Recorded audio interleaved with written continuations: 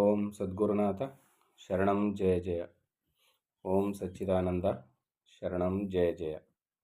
ಎಲ್ಲರಿಗೂ ನನ್ನ ನಮಸ್ಕಾರಗಳು. ಯೋಗ ವಾಸಿಷ್ಠ ನಿರ್ವಾಣ ಪ್ರಕರಣ. ಇದರಲ್ಲಿ ವಸಿಷ್ಠರು ಮತ್ತು ಶ್ರೀರಾಮಚಂದ್ರನ ನಡುವೆ ಮಾತುಕತೆ ನಡೀತಾ ಇತ್ತು.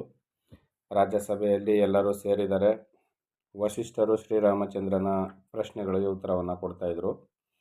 ಈಗ ಶ್ರೀರಾಮಚಂದ್ರನು ಇನ್ನೊಂದು ಪ್ರಶ್ನೆಯನ್ನು ಕೇಳ್ತಾನೆ. ಎಲೈ ಬ್ರಹ್ಮನೇ, ಅಂದರೆ ಎಲೈ ಸದ್ಗುರುನಾಥನೇ, ನೀನು ಹೇಳಿದಂತೆ ಬ್ರಹ್ಮಜ್ಞನು ಯಾವುದನ್ನು ಸಂಕಲ್ಪಿಸಿದರೆ ಅದು ಆಗುವುದು ಎನ್ನುವುದಾದರೆ, ಅಂದರೆ ಗುರುಗಳೇ ನೀವು ಹೇಳಿದ್ರಿ, ಈಗ ಬ್ರಹ್ಮಜ್ಞಾನಿ ಏನು ಸಂಕಲ್ಪ ಮಾಡ್ತಾನೋ ಅದು ನಡೀತದೆ, ಅದು ಘಟಿಸ್ತದೆ ಅಂತ ಹೇಳಿದ್ರಿ ನೀವು.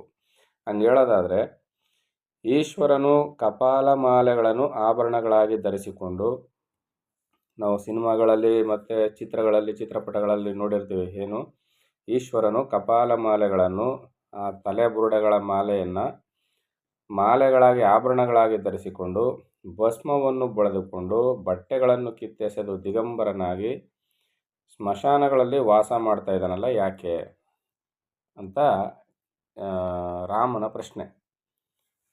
ಅದಕ್ಕೆ ವಸಿಷ್ಠರು ಏನು ಹೇಳ್ತಾರೆ ಅಂದರೆ, ಮಹೇಶ್ವರರು ಸಿದ್ಧರೂ ಆದ ಜೀವನ್ಮುಕ್ತ ಶರೀರಗಳಿಗೆ ಕ್ರಿಯಾ ನಿಯಮವಿಲ್ಲ, ಎಂದರೆ ಹೀಗೆಯೇ ಮಾಡಬೇಕೆಂಬ ಬಲಾತ್ಕಾರವಿಲ್ಲ. ಅಂತಹ ನಿಯಮಗಳೆಲ್ಲ ಏರ್ಪಟ್ಟಿರುವುದು ಅಜ್ಞನಿಗಾಗಿ. ರಾಮನ ಕೇಳಿದ ಪ್ರಶ್ನೆಗೆ ಉತ್ತರವನ್ನು ಗುರುಗಳು ಏನು ಹೇಳಿದ್ರು ಅಂದರೆ, ಇಲ್ಲಿ ಮಹೇಶ್ವರರು ಸಿದ್ಧರೂ ಆದ ಜೀವನ್ಮುಕ್ತ ಶರೀರಗಳಿಗೆ ಕ್ರಿಯಾ ನಿಯಮವಿಲ್ಲ. ಯಾರ್ಯಾರಿಗೆ ನೀನು ಹೀಗೇ ಮಾಡಬೇಕು, ಈ ನಿಯಮವನ್ನೇ ಆಚರಣೆ ಮಾಡಬೇಕು, ಈ ವ್ರತಗಳನ್ನೇ ಆಚರಣೆ ಮಾಡಬೇಕು, ಬಟ್ಟೆಯನ್ನು ಹೀಗೆ ಹಾಕೋಬೇಕು, ಈ ರೀತಿಯಲ್ಲೇ ಆಭರಣ ತೊಟ್ಕೋಬೇಕು, ಈ ಯಾವುದೇ ಕ್ರಿಯಾ ನಿಯಮಗಳು ಯಾರಿಗಿಲ್ಲ ಅಂದರೆ ಮಹೇಶ್ವರರು, ಸಿದ್ಧರು, ಯೋಗಿಗಳು, ಜೀವನ್ಮುಕ್ತರುಗಳು ಏನಿರ್ತಾರಲ್ಲ, ಬ್ರಹ್ಮಜ್ಞಾನಿಗಳಿಗೆ ಈ ನಿಯಮ ಅನ್ವಯಿಸುವುದಿಲ್ಲ. ಯಾಕಂದರೆ ಇವೆಲ್ಲ ಅಜ್ಞ ಜನರಿಗೆ, ಅಂದರೆ ಅಜ್ಞಾನಾವಸ್ಥೆಯಲ್ಲಿರ್ತಕ್ಕಂಥವ್ರಿಗೆ ಮಾತ್ರ ಈ ನಿಯಮಗಳೆಲ್ಲ ಏರ್ಪಟ್ಟಿರೋದು. ಯಾಕೆ ಜ್ಞಾನಿಗಳಿಗೆ ಯಾಕೆ ಈ ನಿಯಮ ಏರ್ಪಟ್ಟಿಲ್ಲ ಅಂದರೆ, ಅವರು ಲೌಕಿಕ ವ್ಯವಹಾರದಲ್ಲಾಗಲಿ, ವಿಷಯ ಸುಖಗಳ ಇಂದ್ರಿಯ ಭೋಗಗಳ ಇಚ್ಛೆಯಲ್ಲಾಗಲಿ ಅವ್ರ ಮನಸ್ಸು ಇರೋದಿಲ್ಲ. ಅವ್ರ ಮನಸ್ಸು ಸದಾಕಾಲ ಬ್ರಹ್ಮಚಿಂತನೆಯಲ್ಲಿ ಸೋಹಂ ಭಾವದಿಂದ, ನಾನೇ ಪರಮಾತ್ಮನೆಂಬ ಭಾವದಿಂದ ಅವರು ಪ್ರಾಪಂಚಿಕ ವಿಚಾರಗಳನ್ನು, ರೂಪುನಾಮಗಳನ್ನು, ದೇಶ ಕಾಲಾದಿ ಸ್ಥಿತಿಗಳನ್ನು ಎಲ್ಲವನ್ನು ತೊರೆದಿರ್ತಾರೆ ಅವರು. ಆ ನಿಯಮ ಅವರಿಗೆ ಅನ್ವಯ ಆಗೋದಿಲ್ಲ. ಅವರು ದೇಹದ ಭಾವನೆಯನ್ನು ಕಳ್ಕೊಂಡಿರ್ತಾರೆ, ದೇಹ ಭಾವ ಹೊರಟೋಗಿರ್ತದೆ, ಪ್ರಾಪಂಚ ವಾಸನೆ ಕಳೆದೋಗಿರ್ತದೆ, ಯಾವುದೇ ವಾಸನೆಗಳು ಇರೋದಿಲ್ಲ. ಇಂಥ ಸ್ಥಿತಿಯಲ್ಲಿ ಅವರು ದೇಹವನ್ನು ಹೊರತುಪಡಿಸಿ ಅವರು ನಿಂತಿರ್ತಾರೆ. ಪರಿಪೂರ್ಣವಾದ ನಿರಾಕಾರ ಪರಬ್ರಹ್ಮ ಸ್ವರೂಪದ ಸ್ಥಿತಿಯಲ್ಲಿ ಅವ್ರ ಮೇಲೆ ನಿಂತಿರ್ತಾರೆ. ಆ ರೀತಿಯಲ್ಲಿ ಇರುವವರಿಗೆ ಈ ನಿಯಮಗಳು ಯಾವುವೂ ಅನ್ವಯಿಸೋದಿಲ್ಲ. ಅವರು ಬಟ್ಟೆಯನ್ನು ತೊಟ್ಕೊಳ್ತಾರೋ, ಆಭರಣಗಳನ್ನ ಧರಿಸ್ತಾರೋ, ತಲೆಬುರುಡೆ ಮಾಲೆ ಹಾಕ್ಕೊಳ್ತಾರೋ, ಈ ಯಾವ ನಿಯಮಾದಿಗಳು ಕೂಡ ಅದು ಅವರಿಗೆ ಅನ್ವಯ ಆಗೋದಿಲ್ಲ. ಶ್ರೀರಾಮಕೃಷ್ಣ ಪರಮಹಂಸರು ಅವ್ರ ಮೈ ಮೇಲೆ ಬಟ್ಟೆಗಳೇ ನಿಲ್ತಾ ಇರಲಿಲ್ಲ. ಅವ್ರ ಪಾಡ್ಗೆ ಅವ್ರು ತಿರುಗಾಡ್ತಿದ್ರು. ಪರಮಾತ್ಮನ ಧ್ಯಾನಾವಸ್ಥೆಯಲ್ಲಿ ಅವರು ತಮ್ಮನ್ನು ತಾವು ಮರೆತು ತಿರುಗಾಡ್ತಾಯಿದ್ರು. ಶಿಷ್ಯರು ಓಡಿ ಬಂದು ಸೊಂಟಕ್ಕೆ ಪಂಚೆಯನ್ನು ಕಟ್ತಾಯಿದ್ರು. ಇಂಥ ಒಂದು ಘಟನೆಗಳನ್ನ ಅವರ ವಚನವೇದ ಗ್ರಂಥಗಳಲ್ಲಿ ಅಲ್ಲಲ್ಲಿ ಉಲ್ಲೇಖ ಮಾಡಿದ್ದಾರೆ. ಯಾಕಂದರೆ ಜ್ಞಾನಿಗಳ ಸ್ಥಿತಿ ಹಾಗಿರ್ತದೆ. ಅಂದರೆ ಜ್ಞಾನಿಗಳಾದವರೆಲ್ಲ ಮೈ ಮೇಲೆ ಬಟ್ಟೆ ಇಲ್ಲದೆ ತಿರುಗಾಡ್ತಾರೆ ಅಂದರೆ ಅದು ಆ ರೀತಿಯಲ್ಲ. ಜ್ಞಾನಿಗಳಾದವರು ಶರೀರದ ಅಲಂಕಾರಗಳಿಗಾಗಲಿ, ಪ್ರಾಪಂಚಿಕ ವಿಷಯ ಸುಖ ಭೋಗಗಳ ವಿಚಾರಕ್ಕಾಗಲಿ ಅವರು ಮನ್ನಣೆಯನ್ನು ಕೊಡೋದಿಲ್ಲ. ಅದರಿಂದ ಅವರು ಹೇಗೆ, ಈಗ ಎಳೆ ಮಕ್ಕಳಿಗೆ ದೊಡ್ಡವರು ಬೇಕಾದ ರೀತಿಯಲ್ಲಿ ಅಲಂಕಾರವನ್ನು ಮಾಡ್ತಾರೆ. ವಿವಿಧವಾದ ವಸ್ತ್ರಗಳಿಂದ ವಿವಿಧ ಪೋಷಾಕಗಳನ್ನು ಹಾಕಿ ಅವ್ರನ್ನ ಶೃಂಗರಿಸಿ ಆನಂದ ಪಡ್ತಾರೆ. ಆದರೆ ಆ ಮಕ್ಕಳಿಗೆ ಯಾವುದರ ಅರಿವು ಇರೋದಿಲ್ಲ. ನೀವು ಆಭರಣ ತೊಡಿಸ್ತಿರೋ, ಗಂಡು ಮಗುಗೆ ಹೆಣ್ಮಗು ಥರ ಜುಟ್ಟು ಕಟ್ಟಿ ಹೂ ಮುಡಿಸ್ತಿರೋ, ಲಂಗ ದಾವಣಿ ಹಾಕ್ತಿರೋ, ಏನು ಮಾಡಿದ್ರೂ ಅದು ಸಂತೋಷವಾಗಿರುತ್ತೆ. ಯಾಕಂದರೆ ಅದು ಏನು ಮಾಡಿದ್ದಾರೆ ನನಗೆ ಅನ್ನೋ ಅರಿವು ಆ ಮಗುಗಿರೋದಿಲ್ಲ. ಹಾಗೆ ನಾವು ಎಷ್ಟೋ ಮಕ್ಕಳನ್ನೆಲ್ಲ ನಾವು ಮೈ ಮೇಲೆ ಬಟ್ಟೆ ಇಲ್ಲದೆ ನಿಲ್ಲಿಸ್ತೀವಿ, ಚಿಕ್ಕ ಮಕ್ಕಳುಗಳನ್ನ. ಅವಕ್ಕೆ ಯಾವುದರ ಅರಿವಿಲ್ಲ, ಅವು ಏನು ಮಾಡ್ತಿದ್ದಾವೆ ಅಂತ ಗೊತ್ತಿಲ್ಲ. ಈ ರೀತಿಯಲ್ಲಿ ಅವರು ಸಂಪೂರ್ಣವಾಗಿ ದೇಹಾಭಿಮಾನವನ್ನು ತೊರೆದು, ಪ್ರಪಂಚದ ಅಭಿಮಾನವನ್ನು ತೊರೆದು ನಿಂತಿರ್ತಾರೆ. ಅದರಿಂದ ಅವ್ರಿಗೆ ಈ ನಿಯಮಗಳು ಅನ್ವಯ ಆಗೋದಿಲ್ಲ. ಇದೆಲ್ಲ ಕೇವಲ ಅಜ್ಞಾನಾವಸ್ಥೆಯಲ್ಲಿ ಇದ್ದು ದೇಹಾಭಿಮಾನದಿಂದ ಒಡಗೂಡಿದವರಿಗೆ ಮಾತ್ರ ಇದು ಅನ್ವಯವಾಗುತ್ತೆ. ಮಾನಾಭಿಮಾನಗಳು ಬೇಕು ಅಂತ ಪ್ರಪಂಚಕ್ಕೆ ಅಂಟುಕೊಂಡಿರ್ತಾರಲ್ಲ ಅವ್ರಿಗೆ ಮಾತ್ರ ಇದು ಅನ್ವಯವಾಗ್ತಕ್ಕಂಥದ್ದು ಅಂತ ಇಲ್ಲಿ ಶ್ರೀರಾಮಚಂದ್ರನಿಗೆ ವಸಿಷ್ಠರು ಉತ್ತರವನ್ನು ಹೇಳಿದ್ರು. ಅಜ್ಞನಾದವನಿಗೆ ರಾಗದ್ವೇಷಾದಿಗಳಿಂದ ಹತವಾದ ಚಿತ್ತವಿರುವುದರಿಂದ ಅವನಿಗೆ ಕ್ರಿಯಾ ನಿಯಮ ಬೇಕೇ ಬೇಕು. ಅವನು ಬದುಕುವುದಕ್ಕೆ ಮತ್ಸ್ಯನ್ಯಾಯದಿಂದ ಅದರಿಂದ ಕ್ರಿಯಾ ನಿಯಮವಿಲ್ಲದಿದ್ದರೆ ಅವನು ಅತಿಶಯ ದುಃಖಭಾಜನನಾಗುವನು. ಮಾತ್ಸ್ಯನ್ಯಾಯ ಎಂದರೆ ಪ್ರಬಲರು ದುರ್ಬಲರನ್ನು ಹಿಂಸಿಸುವುದು. ಈಗ ಅಜ್ಞಾನಿಗಳು ಬದುಕ್ತಾ ಇರುವ ರೀತಿ ಹೇಗೆ, ಜ್ಞಾನವಿಲ್ಲದವರು ಬದುಕ್ತಾ ಇರುವ ರೀತಿ ಹೇಗೆ ಅಂದರೆ ಮಾತ್ಸ್ಯನ್ಯಾಯ ಅಂತ. ಮಾತ್ಸ್ಯ ಅಂದರೆ ಇಲ್ಲಿ ಮತ್ಸ್ಯ ಅಂದರೆ ಮೀನು ಅಂತ ಅರ್ಥ. ಈ ಮೀನು ದೊಡ್ಡ ಮೀನು ಚಿಕ್ಕ ಮೀನುಗಳನ್ನು ನುಂಗಿ ಬದುಕುವಂಥದ್ದು. ಇದೆಲ್ಲ ನಾವು ಟಿ ವಿಗಳಲ್ಲಿ ನ್ಯಾಷನಲ್ ಜಿಯೋಗ್ರಫಿ, ಡಿಸ್ಕವರಿ ಚಾನಲ್ಗಳಲ್ಲಿ ತೋರಿಸ್ತಾ ಇರ್ತಾರೆ. ದೊಡ್ಡ ಮೀನು ಚಿಕ್ಕ ಮೀನುಗಳನ್ನ ನುಂಗಿ ಜೀವನ ಮಾಡ್ತಕ್ಕಂಥದ್ದನ್ನ. ಇಲ್ಲಿ ರಾಗದ್ವೇಷಗಳಿಗೆ ಒಳಗಾಗಿರ್ತಕ್ಕಂಥ ಶುದ್ಧ ಚಿತ್ತವಿಲ್ಲದೆ ಇರುವ ಜನ ಏನು ಮಾಡ್ತಾರೆ ಅಂದರೆ ದುರ್ಬಲರನ್ನು ತುಳಿದು ಪ್ರಬಲವಾದ ಜನಗಳು ಬದುಕ್ತಾ ಇರ್ತಾರೆ. ಜಗತ್ತಿನ ನಿಯಮ ಹಾಗೆ ಇರೋದು. ಯಾವುದೇ ಪ್ರಾಣಿ ಸಂಕುಲಗಳಾಗ್ಬೋದು, ಮನುಷ್ಯರಾಗ್ಬೋದು, ಎಲ್ಲರೂ ಕೂಡ ಹಾಗೇನೆ ದುರ್ಬಲರನ್ನು ಹಿಂಸಿಸಿ ಅವರನ್ನು ತುಳಿದು ಪ್ರಬಲವಾಗಿರೋರು ಬದುಕುವುದು ವಾಡಿಕೆ. ಇಂಥವ್ರಿಗೆ ಈ ನಿಯಮಗಳು ಏರ್ಪಟ್ಟಿರ್ತದೆ. ಯಾಕಂದರೆ ಅವ್ರಿಗೆ ಕ್ರಿಯಾ ನಿಯಮವಿಲ್ಲದಿದ್ದರೆ ಅವರಿಗೆ ಅತಿಶಯವಾದ ದುಃಖಭಾಜನವಾಗುವುದು. ಕ್ರಿಯೆಗಳ ಒಂದು ನಿಯಮ ಇರಬೇಕು ಅವ್ರಿಗೆ.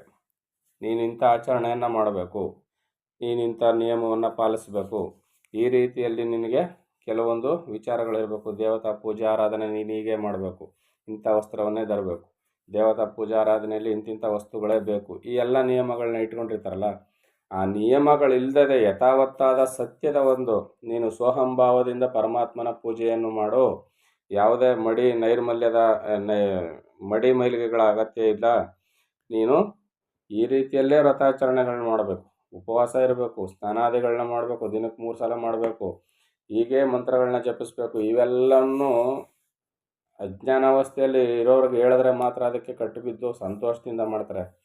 ಏನೇನೂ ಇಲ್ಲಪ್ಪ, ನೀನು ಉಸಿರಾಡ್ತಾ ಇರ್ತೀಯಲ್ಲ ಅದೇ ಶುಭಗಳಿಗೆ, ಯಾವ ನಿಯಮವೂ ಇಲ್ಲ, ಉಸಿರಾಟದ ಜೊತೆಯಲ್ಲಿ ಸೋಹಂ ಮಂತ್ರವನ್ನು ಸೇರಿಸಿ ನಾನೇ ಪರಮಾತ್ಮನೆಂಬ ಚಿಂತನೆಯಲ್ಲಿ ಸೋಹಂ ಭಾವದಿಂದ ಇರು, ಇದೇ ನಿಜವಾದ ಪೂಜೆ, ಅದು ಪರಮಾತ್ಮನಿಗೆ ಸಲ್ಲಿಕೆ ಆಗುತ್ತೆ ಅಂತ ಹೇಳಿದ್ರೆ ಒಪ್ಪೋದಿಲ್ಲ. ಅವರು ಏನು ಮಾಡ್ತಾರೆ, ಅವ್ರಿಗೆ ದುಃಖವಾಗುತ್ತೆ.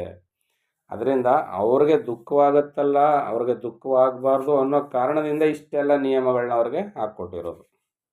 ನೋಡಿ, ಅಜ್ಞಾನಿಗಳಿಗೆ ದುಃಖವಾಗಬಾರ್ದು, ಅಜ್ಞಾನಾವಸ್ಥೆಯಲ್ಲಿರೋರಿಗೆ ಆಗಬಾರ್ದು ಅನ್ನೋದಕ್ಕೆ ಈ ನಿಯಮವನ್ನು ಹಾಕಿಕೊಟ್ಟಿರೋದು. ಆಗೇನಾಗುತ್ತೆ, ಅವರು ಇಂಥ ವ್ರತಾಚರಣೆಗಳನ್ನ ಮಾಡಿದಾಗ ಸ್ವಲ್ಪ ಹೌದು ನಾವು ದೇವರ ವ್ರತವನ್ನು ಪೂಜೆಯನ್ನು ನಾವು ಚೆನ್ನಾಗಿ ಮಾಡೋದು ಅಂತ ಎಲ್ಲೋ ಒಂದು ಕಡೆ ಸಮಾಧಾನ ಚಿತ್ತರು ಆಗ್ತಾರೆ ಅಂತ ಇಲ್ಲಿ ಶಿವ ಹೇಳ್ತಾ ಇರೋದು, ವಸಿಷ್ಠರು ಹೇಳ್ತಾ ಇರೋದು. ಮಾತ್ಸ್ಯ ನ್ಯಾಯದಿಂದ ಅಂದರೆ ಕ್ರಿಯಾ ನಿಯಮವಿಲ್ಲದಿದ್ದರೆ ಅವರು ಅತಿಶಯ ದುಃಖಭಾಜನನಾಗುವರು. ಮಾತ್ಸ್ಯ ನ್ಯಾಯ ಅಂದರೆ ಪ್ರಬಲರು ದುರ್ಬಲರನ್ನು ಹಿಂಸಿಸುವುದು. ಅಜ್ಞಾನಾದವನಿಗೆ ರಾಗದ್ವೇಷಾದಿಗಳು ಅತಿಯಾಗಿರುತ್ತವೆ. ತಿಳಿದವರು ಅಂದರೆ ಸುಜ್ಞಾನರು, ಇಂದ್ರಿಯಗಳನ್ನು ಗೆದ್ದವರು, ಬೋಧವನ್ನು ಪಡೆದವರು ಅಂದರೆ ಆತ್ಮಜ್ಞಾನದ ಬೋಧನೆಯನ್ನು ಪಡೆದಿರ್ತಕ್ಕಂಥವ್ರು. ಯಾರು? ತಿಳಿದಿರ್ತಕ್ಕಂಥವ್ರು ಬ್ರಹ್ಮಜ್ಞಾನಿಗಳು. ನಿರ್ವಾಸನವಾದ ಚಿತ್ತವುಳ್ಳವರು. ಅವರು ಯಾವುದೇ ವಾಸನೆಗಳು, ಪ್ರಾಪಂಚಿಕ ಸುಖಭೋಗಗಳ ಇಚ್ಛೆಗಳು ಅವರ ಚಿತ್ತದಲ್ಲಿ ಇರೋದಿಲ್ಲ. ಅದರಿಂದ ಇಷ್ಟ ಅನಿಷ್ಟ ವಸ್ತುಗಳಲ್ಲಿ ಮಗ್ನರಾಗುವುದಿಲ್ಲ. ಇದನ್ನು ಸ್ವೀಕರಿಸತಕ್ಕಂಥದ್ದು, ಇದು ಇಷ್ಟವಾದದ್ದು, ಇದು ಅನಿಷ್ಟವಾದದ್ದು ಅನ್ನೋ ಯಾವುದೇ ಭೇದ ಭಾವ, ವಸ್ತು ಭೇದ ಅವರಲ್ಲಿ ಇರೋದಿಲ್ಲ. ಎಲ್ಲವನ್ನು ಸರಿಸಮಾನವಾದ ರೀತಿಯಲ್ಲಿ ಅವ್ರು ನೋಡ್ತಾ ಇರ್ತಾರೆ, ಸರಿಸಮಾನ ದೃಷ್ಟಿಯಿಂದ ನೋಡ್ತಾ ಇರ್ತಾರೆ, ಸಮಚಿತ್ತದಿಂದ ಇರ್ತಾರೆ. ಆದರೆ ಅಜ್ಞಾನದ ಸ್ಥಿತಿಯಲ್ಲಿ ಇರ್ತಕ್ಕಂಥವ್ರು ನಾವು ಆ ಥರ ಎಲ್ಲ ಮಾಡಲಿಕ್ಕೆ ಸಾಧ್ಯ ಆಗೋದಿಲ್ಲ. ಅದಕ್ಕೆ ನಿಯಮಗಳು ನಮಗೆ ಮಾತ್ರ ಏರ್ಪಟ್ಟಿರ್ತಕ್ಕಂಥದ್ದು. ಯಾವಾಗಲೂ ಕಾಕತಾಳೀಯದಂತೆ ರೂಢವಾಗಿರುವ ಕ್ರಿಯಾಕಲಾಪಗಳನ್ನು ಮಾಡಿಕೊಂಡು ಹೋಗುವವರು ಯಾವುದಾದರೂ ಒಂದಷ್ಟು ಲೋಪವಾದರೂ ಅವರಿಗೆ ಯಾವುದರಲ್ಲಿಯೂ ಗ್ರಹವಿರುವುದಿಲ್ಲ. ಗ್ರಹ ಅಂದರೆ ಆಗಿಯೇ ತೀರಬೇಕೆಂಬ ಹಠ ಇರುವುದಿಲ್ಲ ಅವ್ರಿಗೆ. ಏನು? ಯಾವಾಗಲೂ ಕಾಕತಾಳೀಯದಂತೆ ರೂಢವಾಗಿರುವ ಕ್ರಿಯಾಕಲಾಪಗಳನ್ನು ಮಾಡಿಕೊಂಡು ಹೋಗುವರು ಯಾವುದಾದರೂ ಒಂದಷ್ಟು ಲೋಪವಾದರೂ ಅವರಿಗೆ ಯಾವುದರಲ್ಲಿಯೂ ಗೃಹವಿರುವುದಿಲ್ಲ. ಯಾರು ಸುಜ್ಞಾನಿಗಳೇನು ಮಾಡ್ತಾರೆ ಅಂದರೆ, ಕಾಕತಾಳೀಯದಂತೆ ಯಾವುದೋ ಕ್ರಿಯಾಕಲಾಪಗಳು ನಡ್ಕೊಂಡು ಹೋಗ್ತವೆ, ಆದರೆ ಅದರಲ್ಲಿ ಲೋಪದೋಷಗಳಾದರೆ ಏನು ಮಾಡ್ತಾರೆ ಅವರು, ಅದ್ರ ಮೇಲೆ ಹೀಗೆ ಆಗಬೇಕು ಅಂತ ಹಠ ಇರೋದಿಲ್ಲ ಅವ್ರಿಗೆ. ಅಜ್ಞಾನಾವಸ್ಥೆಯಲ್ಲಿದ್ದವ್ರಿಗೆ ನಾವೇನು ಮಾಡ್ತೀವಿ, ನಾವು ಹೀಗೆ ಮಾಡಬೇಕು, ಇದು ಹೀಗೆ ಆಗಬೇಕು ಅಂತ ಹಠ ಬಿದ್ದು ಮಾಡ್ತೀವಿ, ಇದು ಆಗಲಿಲ್ಲ, ಇದು ಹಿಂಗೆ ಮಾಡಬೇಕು ಅಂತ. ಆದರೆ ಸುಜ್ಞಾನಿಗಳೇನು ಮಾಡ್ತಾರೆ, ಯಾವುದು ಹೇಗೆ ನಡೀತಾ ಇರ್ತದೋ ಅದನ್ನು ಯಥಾವತ್ತಾಗಿ ಸ್ವೀಕಾರ ಮಾಡ್ಕೊಂಡು ಹೋಗ್ತಾ ಇರ್ತಾರೆ, ಹಠ ಮಾಡಿ ಅದನ್ನು ಬದಲಾಯಿಸೋಕೆ ಹೋಗೋದಿಲ್ಲ. ಇದು ಈ ರೀತಿಯಲ್ಲಿರ್ತದೆ.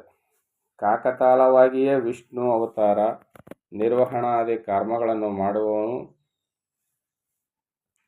ತ್ರಿನಯನನು ಅಂದರೆ ಶಿವನು. ತನ್ನದೆಂದುಕೊಂಡಿರುವ ಕರ್ಮಗಳನ್ನು ಮಾಡುವವನು ಪದ್ಮೋದ್ಭವನು. ಹಾಗೆಯೇ ಅಂದರೆ ಶಿವ, ವಿಷ್ಣು ಮತ್ತು ಬ್ರಹ್ಮ, ಚತುರ್ಮುಖ ಬ್ರಹ್ಮರು ಕೂಡ ಏನು ಮಾಡ್ತಾರೆ, ಕಾಕತಾಳೀಯವಾಗಿಯೇ ತಮ್ಮ ಕೆಲಸವನ್ನು ಮಾಡ್ತಾ ಇರ್ತಾರೆ ಹೊರತು ಅಲ್ಲಿ ಅವರು ಹೀಗೆ ಆಗಬೇಕು ಅಂತ ಹಠಕ್ಕೆ ಬಿದ್ದು ಯಾವ ಕೆಲಸವನ್ನು ಮಾಡೋದಿಲ್ಲ. ಅಂದರೆ ಪ್ರಕೃತಿ ನಿಯಮ, ಪರಬ್ರಹ್ಮನ ಇಚ್ಛೆಯಂತೆ ಪ್ರಕೃತಿ ಒಂದು ನಿಯಮವನ್ನು ಅಳವಡಿಸ್ಕೊಂಡು ಹೋಗ್ತಾ ಇರ್ತದೆ. ಆ ನಿಯಮವನ್ನು ಬ್ರಹ್ಮ, ವಿಷ್ಣು, ಮಹೇಶ್ವರಾದಿಗಳು ಕೂಡ ಯಥಾವತ್ತಾಗಿ ಸ್ವೀಕಾರ ಮಾಡಿ ನಡೆಸ್ತಾ ಇದ್ದಾರೆ ಹೊರತು ಅವರಿಚ್ಛೆಯ ಅನುಗುಣವಾಗಿ ಯಾವುದನ್ನೂ ಬದಲಾಯಿಸ್ತಾ ಇಲ್ಲ, ಯಾವುದನ್ನು ತನ್ನಿಚ್ಛೆಯಂತೆ ಮಾಡ್ಕೊಂಡು ಹೋಗ್ತಾ ಇಲ್ಲ. ಮತ್ತೇನು ಮಾಡ್ತಾ ಇದ್ದಾರೆ ಇಲ್ಲಿ, ಪರಬ್ರಹ್ಮನ ಶಕ್ತಿಯಾದಂಥ ಮೂಲ ಮಾಯೆ ಅಥವಾ ಪ್ರಕೃತಿ ಅಂತ ಏನು ಹೇಳ್ತೀವಿ, ಅದು ಒಂದು ನಿಯತಿಗೆ ಒಳಪಟ್ಟಿರ್ತದೆ. ಯಾರಿಂದ? ಪರಬ್ರಹ್ಮನಿಂದ. ಆ ಪರಬ್ರಹ್ಮನ ನಿಯತಿಗೆ ಒಳಪಟ್ಟಂಥ ಪ್ರಕೃತಿಯ ಕ್ರಿಯಾಕರ್ಮಗಳು ಏನು ನಡೀತಾವಲ್ಲ ಅದನ್ನು ಇವರು ಯಥಾವತ್ತಾಗಿ ಜಾರಿ ಮಾಡ್ತಾರಷ್ಟೆ. ಯಾರು? ತ್ರಿಮೂರ್ತಿಗಳು, ಬ್ರಹ್ಮ, ವಿಷ್ಣು, ಮಹೇಶ್ವರಾದಿಗಳು. ಅವರು ಯಾವುದನ್ನು ಬದಲಾಯಿಸೋದಿಲ್ಲ, ಹೀಗೆ ಇರಬೇಕು ಅಂತ ಅದನ್ನು ನಿಯಮ ಮಾಡೋದಿಲ್ಲ. ನಿಯಮಕನೇ ಯಾರು? ಪರಬ್ರಹ್ಮನೇ. ಇಲ್ಲಿ ಅವರು ಕೇವಲ ಅದರಂತೆ ನಡ್ಕೊಂಡು ಹೋಗ್ತಾರೆ. ಅವರೇ ಸುಮ್ಮನೆ ನಡ್ಕೊಂಡು ಅದನ್ನು ಯಥಾವತ್ತಾಗಿ ನಡೆಸ್ಕೊಂಡು ಹೋಗ್ತಾರೆ. ಅಂದರೆ ನಾವುಗಳು ಕೂಡ ಅದನ್ನು ಅರ್ಥ ಮಾಡ್ಕೋಬೇಕು. ಪ್ರಕೃತಿಯ ಯಾವುದನ್ನು ವಿರೋಧಿಸದೆ ಬಂದಂತೆ ಸ್ವೀಕಾರ ಮಾಡಿ ಆದಂಥ ಮಾರ್ಪಾಡುಗಳನ್ನು ಸರಿ ಮಾಡಿಕೊಂಡು ಬದಲಾವಣೆಯನ್ನು ಒಪ್ಪಿಕೊಂಡು ಬದುಕ್ತಾ ಹೋಗೋದನ್ನು ಕಲಿಬೇಕು ಹೊರತು ನಾವು ಕೈ ಹಾಕಿ ಬಲವಂತವಾಗಿ ಯಾವುದನ್ನು ಹಾಳು ಮಾಡಬಾರ್ದು ಅಂತ ಇಲ್ಲಿ ನಮಗೆ ತಿಳುವಳಿಕೆಯನ್ನು ಕೊಡ್ತಾ ಇದ್ದಾರೆ. ಇನ್ನು ಮುಂದಿನ ಆಡಿಯೋದಲ್ಲಿ ಏನು ಹೇಳ್ತಾರೆ ಅಂತ ಮುಂದಿನ ವಿಚಾರವನ್ನು ನೋಡೋಣ. ಎಲ್ಲರಿಗೂ ಒಳ್ಳೆಯದಾಗಲಿ. ಓಂ ಸದ್ಗುರುನಾಥ ಶರಣಂ ಜಯ ಜಯ. ಓಂ ಸಚ್ಚಿದಾನಂದ ಶರಣಂ ಜಯ ಜಯ. ಹರಿ ಓಂ ತತ್ಸತ್. ಹರಿ ಓಂ ತತ್ಸತ್. ಹರಿ ಓಂ ತತ್ಸತ್.